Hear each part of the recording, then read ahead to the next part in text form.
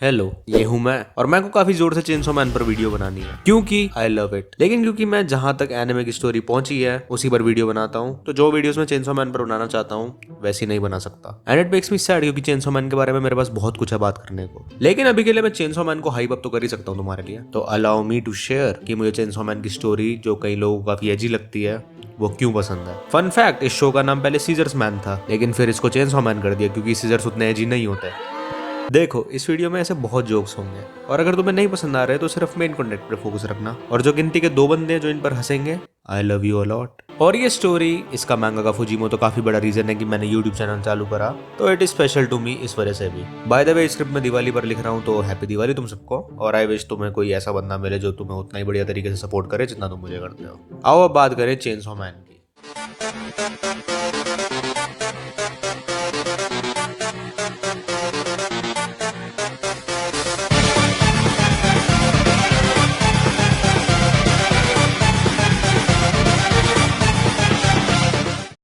अगर तुम anime content देखते हो यूट्यूब पर, तो आई एम श्योर तुम्हें चेनसो मैन के मांगा का फुजीमोतो के बारे में कुछ तो पता होगा। ऐसे इनकी लिखी हुई स्टोरीज तो वियर्ड होती हैं। चेनसो मैन के अलावा फायर पंच भी, और गुड बाय एरी और लुक बैक में भी एक वियर्ड एलिमेंट है। और रियल लाइफ में भी ये बंदा, आई वोंट से इनसेन है, बट हाँ, ही सीम्स वे ऑफ एवरेज बंदे से। देखो, ये बंदा उड़ने की ट्राई कर रहा है, लेकिन his stories are very very good, तो he is also seen as a prodigy. अब देखो, प्रोडिजी हो या ना हो, इससे मुझे फर्क नहीं पड़ता, लेकिन ज्यादातर लोगों की तरह आई लव जब राइटर्स थोड़े दिमाग से खिसके हुए होते हैं। मैं अपना पर्सपेक्टिव देता हूँ कि क्यों ऐसे राइटर्स और आर्टिस्ट लोगों को पसंद आते हैं। तो 2 ग्रुप्स के लोगों को ऐसे आर्टिस्ट पसंद आते हैं। पहले वानाबी एजलॉर्ड्स, उनको ऐसे राइटर्स पसंद है क्योंकि they want to be different than other people. और मैं कुछ सालों पहले तक ऐसे ही ग्रुप में था। अब मैं सेकंड ग्रुप में हूँ। एक ग्रुप जो ऐसे राइटर्स का फैन इसलिए है क्योंकि ऐसा बंदा जो एवरेज बंदे से थोड़ा हटके होगा, वो दुनिया को भी थोड़े अलग पर्सपेक्टिव से ही देखता होगा, जिस वजह से उनकी स्टोरीज भी अलग तरह की होंगी।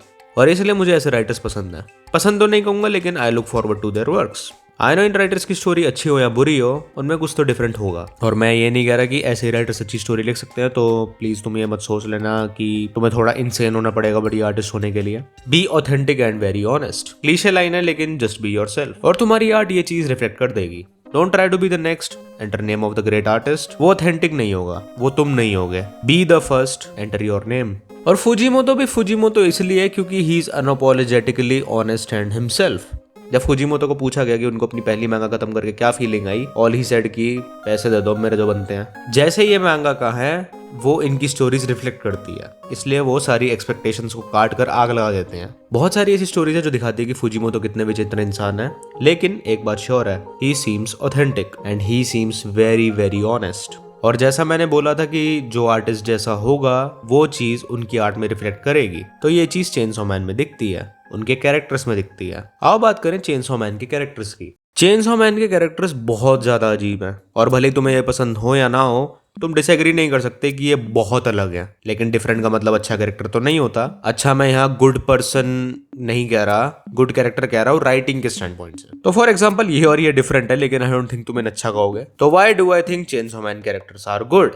चेनसो मैन की character writing is done very well. आओ प्रूफ करता हूँ। लेकिन इन कैरेक्टर्स को देखने से पहले आओ पहले बात करें कि चेनसो मैन को किस नजर से देखें कि इसके कैरेक्टर्स हमें समझ आए। चेनसो मैन को समझने के लिए हमें इसको एक मूवी की तरह देखना पड़ेगा, ना कि एक एनिमे की तरह। अच्छी मूवीज एक रूल फॉलो करती है जो तुमने सुना होगा, शो डोंट टेल। ज्यादातर एनिमे ये फॉलो नहीं करते क्योंकि वो बताते हैं अपने कैरेक्टर्स के रीजनिंग इनर डायलॉग के थ्रू, नैरेटर्स के थ्रू। शायद इसलिए क्योंकि मैंगा में ड्रॉ करके फीलिंग्स दिखाना काफी डिफिकल्ट होता है। हर एक पैनल में वो ऐसा नहीं कर सकते, तो मैंगा में नरेशन और इनर डायलॉग्स के थ्रू मैंगाकाज ये चीज दिखाते हैं, और फिर वो चीज एनिमे में आ जाती है। लेकिन Chainsaw Man show don't tell follow करता है, जिस वजह से इस शो में हम कैरेक्टर्स के एक्शंस तो देखते हैं, और जब वो कैरेक्टर्स अपने रीजन बताते हैं वो भी हम देख पाते हैं, लेकिन वो रीजंस कहाँ से आ रहे हैं वो हमें क्लियरली नहीं दिखते। लेकिन फुजीमोतो ने कैरेक्टर्स को कई सारी ऐसी मूवमेंट्स और कॉन्वर्सेशन में दिखाया है जिससे हमें उनके रीजंस कहाँ से आते हैं वो बिल्कुल क्लियर दिख जाता है। हम ध्यान देकर ये इजीली देख सकते हैं। We can saw through it. आओ देखते हैं मेन कैरेक्टर देंजी को। सरफेस लेवल पर देंजी एक नॉन सीरियस बंदा लगता है, जिसके मोस्टली डिसीजन उसकी सेक्स ड्राइव से आ रहे हैं। ही seems like a very shallow character. जैसे जेसन GFX 345 ने बोला, ही सीम्स नॉन सीरियस, और इसके बाकी लोगों से अच्छे कनेक्शंस भी नहीं है। लेकिन अब देंजी के ऐसा होने के रीजंस देखते हैं। एनिमे की स्टार्टिंग में हमें देंजी दिखता है एज अ कैरेक्टर जो अपनी बुरी सिचुएशन से आगे आने के लिए काम करता है। जब उसके पिताजी मरे, उस पर लोन आया, उसको पोचीता मिला और देंजी ने एकदम से चांस लिया पोचीता के साथ जिससे वो जिंदा रह सके, अपना लोन खत्म कर सके। आगे उसने अपनी आंख, परिवार के मोती बेच दिया अपनी सिचुएशन सुधारने को। इस टाइम देंजी एक्नॉलेज करता है कि लड़कियां तो उसको मिलने नहीं वाली, उसको बस अभी के लिए ब्रेड और जैम चलेगा, जो अभी खा रहा है उससे थोड़ी सी बढ़िया चीज। और आगे देंजी पहुंच गया ऐसी जगह जहां उसको ये चीज मिली। फिर उसको आगे लड़की को हक करना था, दिलों को छूना था, किस करना था। पॉइंट इज देंजी एक कैरेक्टर है जिसको हमेशा अपनी सिचुएशन से एक बढ़िया सिचुएशन चाहिए थी, लेकिन still his goals are very shallow, right? जो कि हाँ वो हैं। और यहाँ देंजी को काफी लोग जैसे आकी उसको देखता था उस तरह से देखते हैं कि देंजी के गोल्स शैलो हैं तो देंजी बंदा भी शैलो है। तो यहाँ हम समझते हैं एक चीज अबाउट वर्थ। दुनिया के हर 2000 रुपए के नोट की वैल्यू एक ही है, लेकिन एक जो बंदा गरीबी में पला बड़ा है, बेकार कंडीशन में रह रहा है, उसके लिए 2000 रुपए की वर्थ तुम्हारे लिए जो है उससे बहुत ज्यादा होगी। जिस वजह से भले ही उस बंदे ने गिव अप कर दिया हो 2000 रुपए के ऊपर, लेकिन अगर चांस मिला तो वो 2000 रुपए के पीछे इतनी कन्विक्शन और डेडिकेशन से जाएगा जितनी शायद तुम 10 लाख के पीछे भी ना जाओ। देंजी एक टीनेजर था जिसने लड़की के ड्रीम पर गिव अप कर दिया था, अपनी सेक्सुअल डिजायर पर गिव अप कर दिया था क्योंकि उसको खाना भी नहीं मिल रहा था। लेकिन यहाँ वो अब एक ऐसी सिचुएशन में था जहाँ उसका ये ड्रीम पूरा हो सकता था, तो वो उसके पीछे जाता है पूरी डेडिकेशन के साथ। वो इसको देखता है और कहता है, you are Maki my heart. His dreams are shallow, लेकिन his dedication for those dreams are very very very strong। ये चीज हमें ये एनिमे भी दिखाता है जब देंजी वॉर्म डेविल के साथ लड़ते हुए अनॉय हो जाता है क्योंकि सब अपने बड़े बड़े ड्रीम्स बताकर उसके ड्रीम्स को शैलो बोलते हैं। और देंजी नॉन सीरियस इसलिए भी लगता है क्योंकि वो डेविल हंटिंग की जॉब को सीरियसली नहीं लेता जैसे बाकी कैरेक्टर्स लेते हैं। वो एवरेज प्रोटैगनिस्ट से बहुत ज्यादा अलग है। वो ना ह्यूमंस को प्रोटेक्ट करना चाहता है, ना इन डेविल से हेट करता है। लेकिन हमें ये भी देखना पड़ेगा कि देंजी जिंदा इसलिए है, उसकी लाइफ अभी बढ़िया इसीलिए है क्योंकि ह्यूमंस के साथ साथ एक डेविल ने भी उसका साथ दिया है, और उसकी लाइफ खराब इसलिए थी क्योंकि एक ह्यूमन ने उसको एक्सप्लॉइट करा। तो देंजी का ये आंसर भले ही अजीब लगे, お前たちは人と悪魔どっちの味方だ。俺を面倒見てくれる方。 लेकिन ये काफी वेल थॉट आउट लाइन है जो काफी एक्सपीरियंस इसके बाद आ रही है। By the way this is just me explaining कि देंजी का कैरेक्टर शैलो नहीं है, कैसे देंजी का कैरेक्टर काफी सोच समझ कर लिखा गया है। It doesn't mean I am telling you कि तुम्हें ये कैरेक्टर पसंद होना चाहिए। इसके अलावा भी हम सीजन 1 में देंजी के कैरेक्टर में थोड़ी बहुत डेवलपमेंट देख पाते हैं जो हमें दिखाई जाती है, बताई नहीं जाती। जैसे जब पॉवर ने देंजी को बिट्रे करा तो देंजी को फर्क नहीं पड़ा क्योंकि उसने पॉवर और उसकी बिल्ली को अपने और पोचीता से कंपेयर करा और वो एम्पथाइज कर पाया। और जब देंजी के पास टाइम आया सेक्स एक्सपीरियंस करने का तब उसने वो नहीं करा क्योंकि ही फिगर्ड आउट अपने पहले एक्सपीरियंसेस से कि हमेशा अवेलेबल ऑप्शन सही नहीं होता और कुछ चीजें सही टाइम पर सही जगह ही होनी चाहिए। देंजी के बारे में, हर एक कैरेक्टर के बारे में ये चीजें काफी सटल तरीके से दिखाती है स्टोरी। देंजी कोई एक्शन क्यों लेता है, देंजी में जो फ्लॉज है वो क्यों है, ये दिखाया है स्टोरी ने अच्छे से। तुम्हें बस हर एक इंटरेक्शन और डायलॉग को देखना पड़ेगा। बस चेनसॉ मैन को देखते हुए ये बात याद रखना कि ये स्टोरी फॉलो करती है शो डोंट टेल। उसके बाद तुम ये स्टोरी अच्छे से समझोगे। एक और एग्जांपल दिखाता हूँ मैं बढ़िया कैरेक्टर का जो दिखाई है, स्पून फीड नहीं करी गई, हिमेनो का कैरेक्टर। जेसन जीएफएक्स ने ये भी बोला था कि हिमेनो की डेथ से उसको कोई फर्क नहीं पड़ा, लेकिन मैं सैड था। क्यों? आओ देखते हैं इस कैरेक्टर को। हमें सरफेस लेवल पर क्या दिखता है, शी इज अ फ्लर्ट, उसको आगे पसंद है, उसमें बहुत सारे फ्लॉज हैं। अब देखते हैं इस कैरेक्टर के बारे में हर एक चीज and let's connect it all. Himeno इस ऑर्गेनाइजेशन में काफी टाइम से थी और इसके पहले सारे पार्टनर्स मर गए थे, पार्टनर्स जिनके साथ इसका कनेक्शन होगा, और ऐसी ऑर्गेनाइजेशन और ऐसे काम में इसको मोर्न करने का भी मौका नहीं मिला। फिर आया आकी और इसको आकी पर क्रश आया। आकी ने इसको अपनी लाइफ बताई and she feels for him and we know कि वो आकी को लेकर इस ऑर्गेनाइजेशन से अलग होना चाहती थी, लेकिन आकी को माकीमा पसंद थी। आई डोंट नो कि ये रोमांटिक है या एज अ मेंटोर, लेकिन आकी की लॉयल्टी माकीमा के साथ थी। तो हिमेनो फील्स स्टक। वो अपनी बहन को लेटर्स भेजती है, उससे कॉन्वर्सेशन करती है अपनी फैमिली के बारे में, आकी के बारे में, और कैसे वो आकी को कन्विंस कर सकती है ऑर्गेनाइजेशन छोड़ने के लिए। होटल में इटर्निटी डेविल वाले केस में वो दो बंदों में से होती है जो चूज करती है देंजी को इटर्निटी डेविल को ना देने के लिए, अपने आप को बचाने के लिए। लेकिन जहां आकी की सेफ्टी पर बात आती है वो अपना डिसीजन चेंज करने को रेडी थी। और मे बी हिमेनो ऐसा ओवरली फ्लर्टी कैरेक्टर इसलिए भी बनी क्योंकि वो चाहती थी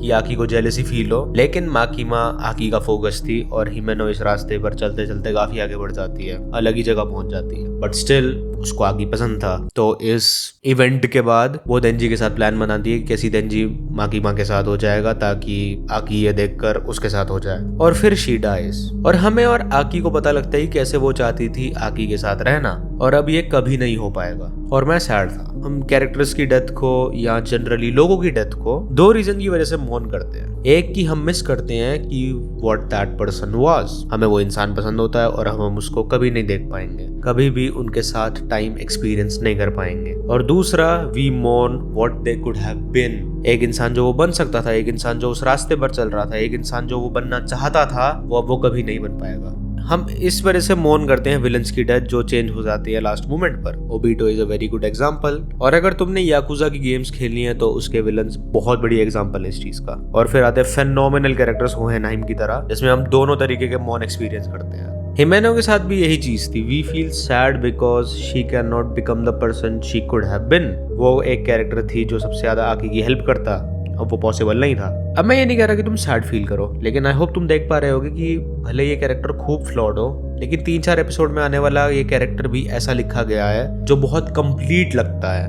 अब हमें पता है कि चेनसॉ मैन में एक कैरेक्टर्स कोई चीज क्यों चाहते हैं, उनके रीजंस हमें खुद से ब्रेड क्रम्स फॉलो करके देखने पड़ते हैं। लेकिन फिर भी चेनसॉ मैन के कैरेक्टर्स जो वो एट द टाइम चाहते हैं उसको छुपाते नहीं है। आपकी को रिवेंज चाहिए, देंजी को सेक्सुअल फुलफिलमेंट, हिमेनो को आकी, ये इनको क्यों चाहिए ये समझने के लिए हमें चीजें ढंग से देखनी पड़ती है, लेकिन इनको ये सब चाहिए वो हमें पता रहता है। दे आर ऑनेस्ट, अपनी डिजायर्स और वांट्स को ऑनेस्टली दिखाते हैं वो लोग, भले ही वो फ्लॉड हो या शैलो हो। अब अगर स्टोरी में ऐसा एक कैरेक्टर डाल दिया जाए जो ऑनेस्ट नहीं है, एक ऐसा कैरेक्टर जिसके गोल्स और वांट्स के बारे में हमें कुछ नहीं पता, लेकिन उस कैरेक्टर का इस स्टोरी के लगभग हर एक कैरेक्टर पर कंट्रोल है, क्या वो कैरेक्टर ईयरी फीलिंग नहीं देगा? और इस वजह से माकीमा टेरिफाइंग है। वो इस शो के गुड गाइज की साइड पर है, लेकिन हमें नहीं पता इसके गोल्स क्या हैं। हमें पता है कि ये चीजें छुपा रही हैं, लेकिन इसको कोई क्वेश्चन नहीं करता क्योंकि वो सबको कंट्रोल में रखती है एक या दूसरे तरीके से। आगी को एक गार्डियन फिगर देकर, देंजी को वो सब दिखाकर जो उसको चाहिए था,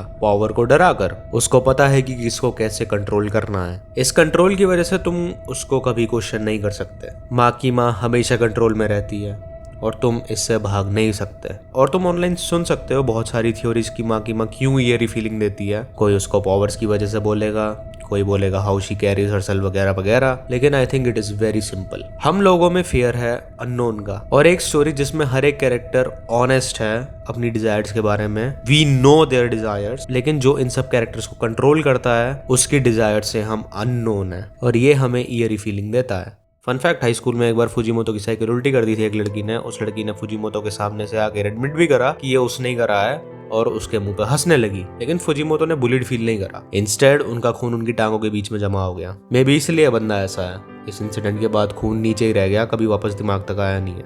मैं ये बता रहा हूँ कि इस इंसिडेंट के बाद इनको पता लगा कि इनको डोमिनेंट लड़कियां पसंद हैं जो इनको कंट्रोल करें, तो मे बी माकीमा का कैरेक्टर इस वजह से ऐसा लिखा हुआ है।